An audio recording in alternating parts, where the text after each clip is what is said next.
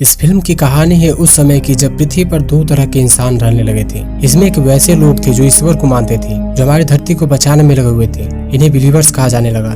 और दूसरे वैसे लोग थे जो दानव को मानते थे, जो धरती पर से पूरे इंसान, पशु, पक्षी सभी को मारने में लगे हुए थे। इन्हें इस फिल्म में निहाइलिस्ट कहा जाने लगा। बिलीवर्स और निहाइलिस्ट दोनों ही इन्फिनिट थे, यानी इन्हें किसी भी जन्म की सारी बातें याद होती थी। यानी अगर ये इस जन्म में मर भी गए तो अगले जन्म में इन्हें पिछले जन्म की सारी बातें याद रहेगी। अब फिल्म हमें मैक्सिको सिटी की दिखाई जाती है और ये साल होता है 1985 का, जहाँ हमें दिखाया जाता है कि ट्रेडवे नाम का आदमी पुलिस से बचकर भाग रहा होता है और इसके साथ इसका दो साथी भी होता है, जिसमें से एक का नाम हाबिल और दूसरे का नाम लियोना होता है। ट्रेडवे लियोना से बार बार एक खास एक की बात कर रहा था। ये बार बार एक ही बात बोलता है, मैंने एक को बार्थस्ट के हाथों से बचा लिया है, अगर मैं मर गया तो मेरे अंदर देखना। इसके बाद पुलिस इसे एक पुल पर घेर लेती है, जिसके बाद वो पुल से कूद कर एक बन रहे ब्रिज से लटक जाता है और वही दूसरी तरफ इसके नीचे हाबिल और लियोना होते हैं, जिसे गाड़ी टक्कर मारकर गिरा देती है। और इस गाड़ी से निहाइलिस्ट का हेड, जिसका नाम बार्थस्ट होता है, वह निकलता है और दोनों की तरफ एक गोली मार देता है। गाड़ी के अंदर फंसी लियोना हाबिल से बोलती है, मैं तुम्हें उसी जगह मिलूंगी, और इतना कहने के बाद गाड़ी ब्लास्ट हो जाती है। इसके बाद हम एक आदमी को देखते हैं जो अचानक से एक सपने देखते हुए जग जाता है। इसका नाम इवान होता है, जो सिजोफ्रेनिया नाम के दिमागी बीमारी से जूझ रहा था। इस बीमारी में लोगों को पिछले जन्म के जैसे सपने आते हैं और इसी बीमारी की वजह से इसे कोई जॉब पर नहीं रखता है। हालांकि ये अपनी दवाई के लिए लोहार का काम करता है।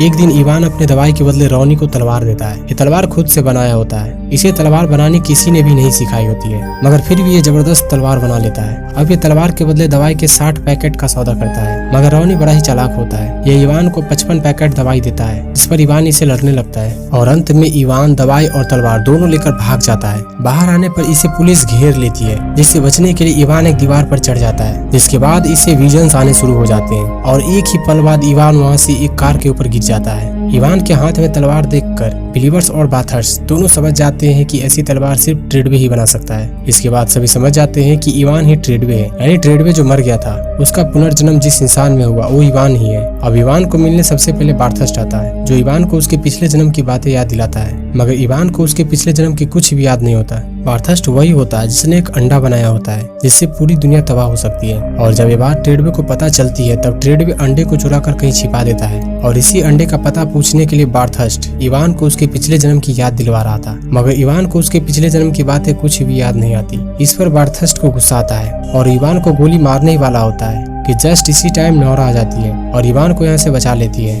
रास्ते में नोरा इसे याद दिलाती है कि तुम ही ट्रेडवे हो जिसने पिछले जन्म में बार्थस्ट से अंडा चुराया था और तुम मरने से पहले ये बात कही थी कि मेरे मरने के बाद मेरे अंदर देखना। अब नोरा इससे इसका मतलब पूछती है, मगर इवान को उसके पिछले जन्म की कुछ भी याद नहीं आ रहा था। नोरा वही लड़की होती है जो पिछले जन्म में लियोना थी, जो ट्रेडवे की पिछले जन्म में दोस्त थी। अब नोरा इसे बताती है कि पूरी दुनिया में 500 ऐसे लोग हैं जिसे अपने पुनर्जन्म की सारी बातें याद रहती है और इसे ही इन्फिनिट कहा गया है। आगे चलकर ये इन्फिनिट दो ग्रुप में बट गए, एक बिलीवर्स जो दुनिया को बचाने में लगे हैं और दूसरी तरफ निहाइलिस्ट जो पूरी दुनिया को तबाह करना चाहते हैं। बार्थस्ट एक निहाइलिस्ट होता है जिसने पूरी दुनिया को तबाह करने के लिए एक अंडा बनाया था, जिसकी ब्लास्ट होते ही ये पूरी दुनिया तबाह हो जाएगी। इसने एक एडवांस चिप भी तैयार किया था जिसमें बार्थस्ट ने सारे इन्फिनिट को मारकर कैद किया था और इसी की वजह से हाबिल का जन्म आज तक नहीं हुआ, क्योंकि इसकी आत्मा को बार्थस्ट ने एक चिप में कैद करके रखा हुआ था।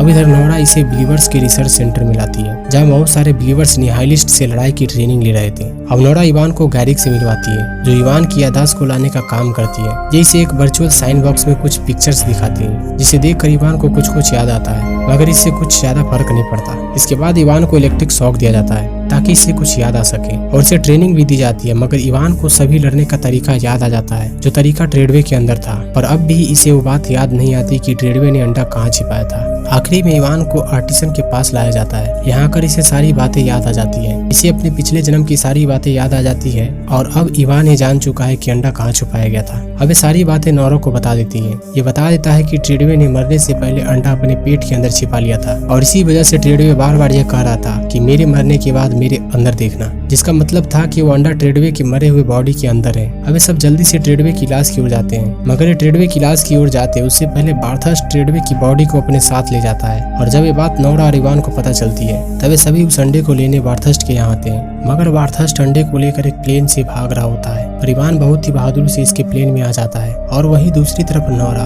यही रुक कर सभी से लड़ रही होती है। उधर बार्थस्ट और इवान एक दूसरे से लड़ रहे होते हैं। इवान इसके अंडे को ले लेता है और इसे डीएक्टिवेट कर देता है और बार्थस्ट को मार देता है और खुद भी मर जाता है। इधर नोरा भी मरने वाली होती है, मगर मरने से पहले सभी बिलीवर्स की आत्मा को आजाद कर देती है, जिसे बार्थस्ट ने चिप में कैद करके रखा था। और इस तरह इवान और नोरा अपनी जान देकर इस धरती को बचा लेते हैं। और अब नोरा, हाबिल और इवान का फिर से नया जन्म होता है, जहाँ अब नोरा और हाबिल फिर से एक दूसरे से मिल जाते हैं। और उधर इवान का भी जन्म जकार्ता में होता है। यहाँ ट्रेडवे की तरह ही ये भी तलवारबाजी करता है, जिसे आर्टिसन देख लेता है और समझ जाता है कि यही इवान है। इवान भी इसे पहचान लेता है और इसके बाद फिल्म यही एंड हो जाती है। तो thank you guys watching for movie.